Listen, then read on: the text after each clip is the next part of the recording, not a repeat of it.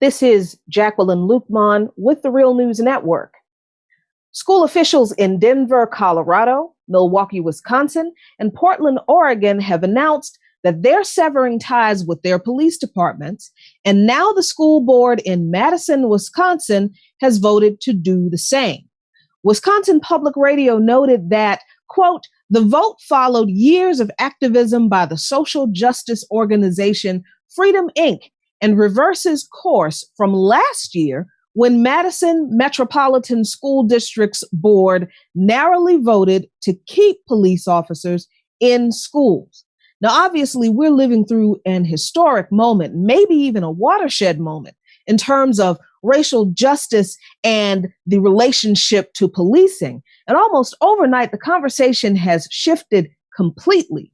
But this work has been going on in communities on the ground outside of the national media spotlight for years. And now its time has come. Here to talk about the culmination of that work in Madison, Wisconsin is Moncur Donway, Director of Civic Engagement with Freedom Inc. Moncur, thank you so much for joining me. Thank you so much for having me, Jacqueline. So first, can you tell us about the decision to end the contract with the police in Madison schools and what's changed between last year when this motion to remove police from schools was narrowly defeated and today when it passed unanimously? Like, what has changed to influence that change in the board's vote this time around? Yeah, so first I want to say we are so happy, overjoyed, and excited to have this great victory under our belts. It has been years of organizing from young, queer, trans, Black youth here in Madison, Wisconsin, who have had intimate experience and knowledge of the violence that comes to Black youth when there are police present in the schools. And so it's those years of research, public testimony, conducting research, and just really engaging with community and changing hearts and minds that has actually led to this victory. I also want to recognize the moment that we're in, right? We are in a time of global uprising, and the riots and the rebellion in the streets have actually put immense pressure on elected officials and local leaders to the point where they have to take action, and not just performative action, not just reform, but they have to actually start defunding the police, which will eventually lead to the abolition of punitive punishment within our communities and the whole policing structure as a whole.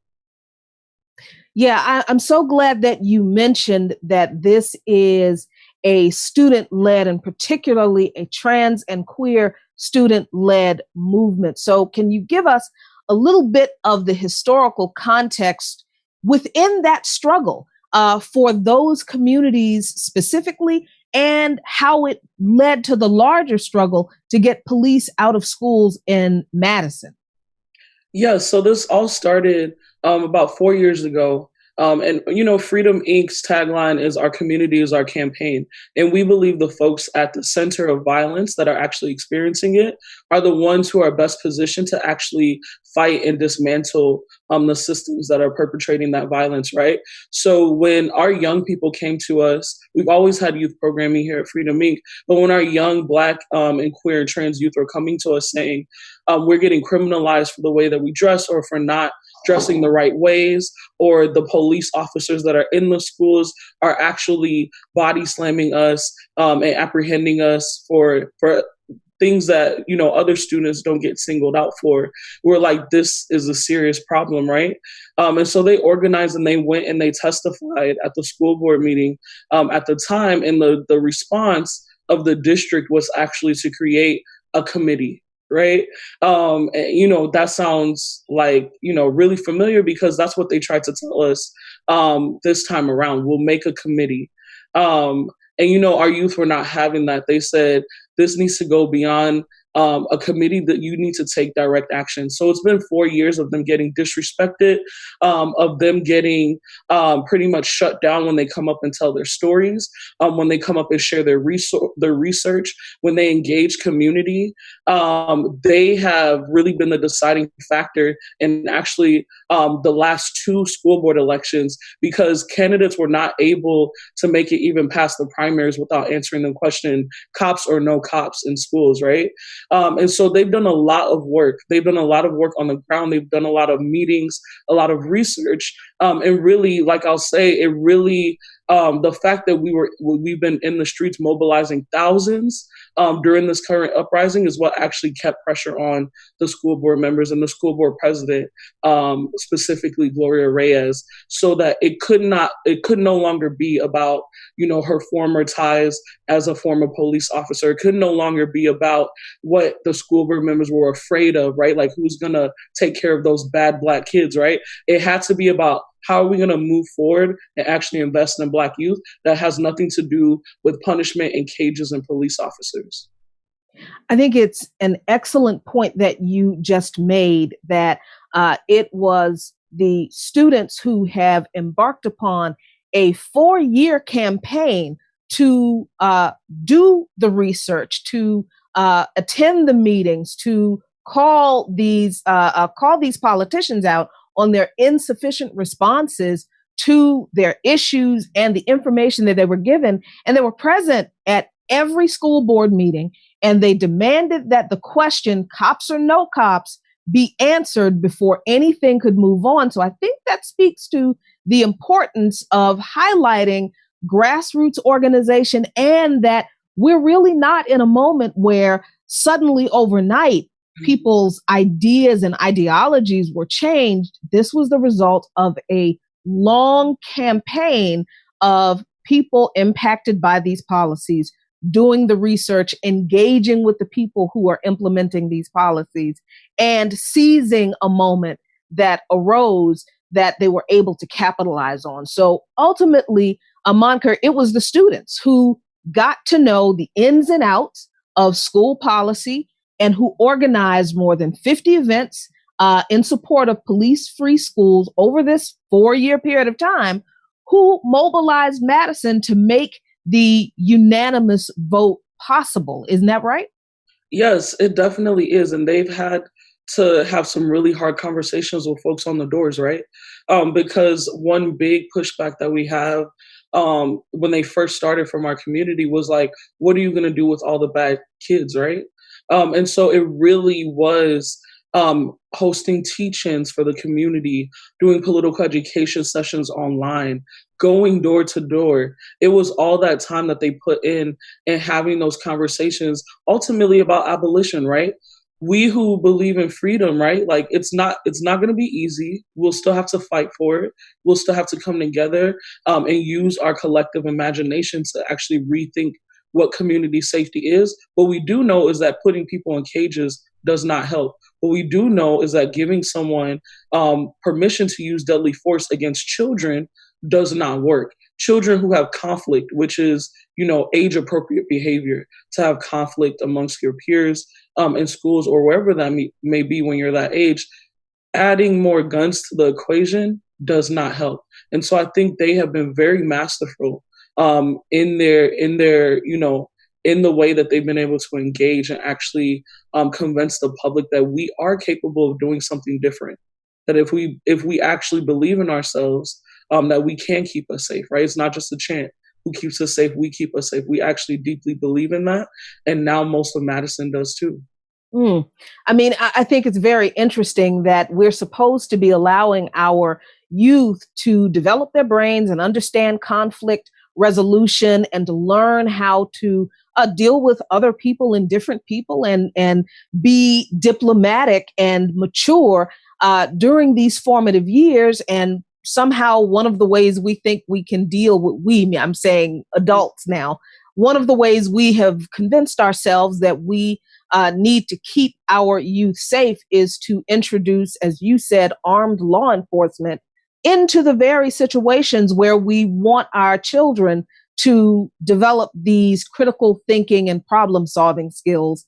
not realizing that we're just introducing another problem into the matrix for our kids, which just produces trauma. But, Monica, you brought up the issue of who keeps us safe, we keep us safe. And that's something I personally believe in, but many people are questioning what would taking police officers, or as they're called to try to make them sound more benign, school resource officers, out of schools, what does that look like in terms of discipline and disciplinary issues? So what is Freedom Inc.'s vision for student safety? Yeah, so that's a great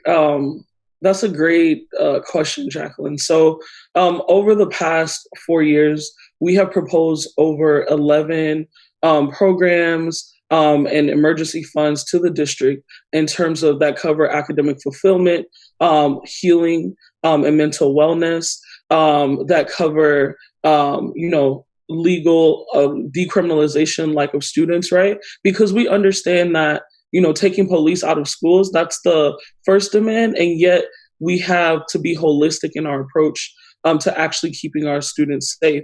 A lot of that actually looks like providing emergency services to folks. Because one of the main things that students at MSD get ticketed for is truancy. Right. So if folks actually have reliable transportation and they have the things that they need to get to school on time, right, then they wouldn't. That's one less thing to criminalize them about. Right. And so we understand the need for a holistic approach to that. In terms of, safety policies and practices, we propose localized community control boards within each school that's actually reflective of the racial makeup of that school, and is comprised of mainly students, their parents, and trusted adults who have been trained in restorative and transformative justice. So that means that they will be able to negotiate a set of safety policies that are not punitive, that do not lead to the push out of Black youth, trans and queer youth as well, and that actually focus on restoration and really like looking at the environment that causes conflict within these schools. A lot of times it's not just the police, right? You have school administrators here in Madison jumping on 11-year-old Black girls and punching them in the face and ripping their hair out. You have school security guards who are sexualizing young Black girls. So you have a whole, and then of course, like, the makeup of our teachers is mostly white women, and they have their own set of racial biases to get over, right, and get through. So you have a whole entire environment that really has set our students up to fail, has set Black students up to fail. And we're not done yet until schools are safe for every Black child, right? So there's a lot of work to be done. The district must put money and resources into actually addressing this problem holistically, right? They must actually own up to the harm that they've done to Black youth over the years, because what we've seen is not an uptick in graduation rates, not an uptick in academic fulfillment when those students are surveyed. It's an uptick in youth who are in prison. And our county actually just invested in a new youth prison. So I would question, like, where actually, what are their intentions, right? If they actually want you to be safe, removing the cops out of the schools, having actual, accountability processes for adults who use law enforcement against students, actually investing money and time into leadership, wellness, and creativity of Black youth, making sure that there's transformative justice in the schools, and having community control is the way forward. And honestly, it's the only way to see sustainable change that'll actually positively impact Black students and keep them safe. Monica, I do deeply appreciate the intersection between trans and queer students and Black students advocating for their safety that will ultimately impact every student in the district.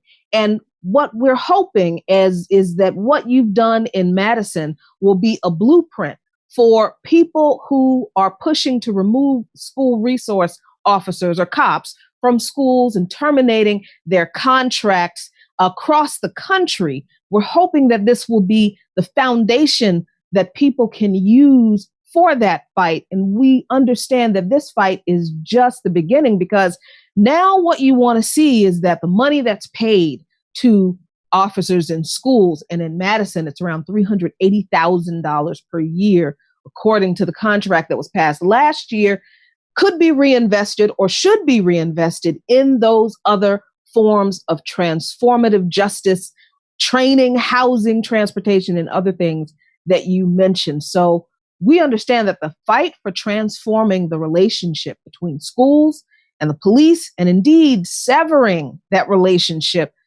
severely to perhaps stem the flow of the school to prison pipeline, is just beginning.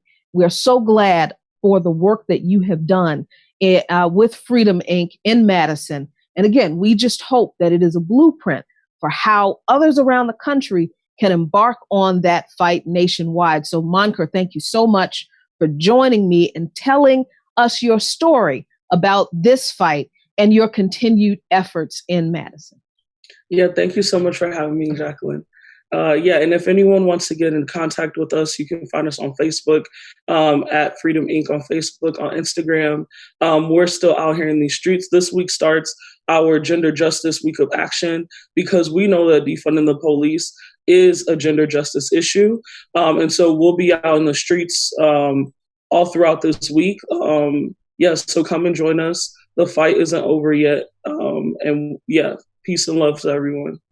And thank you for watching. This is Jacqueline Luqman with the Real News Network in Washington, D.C.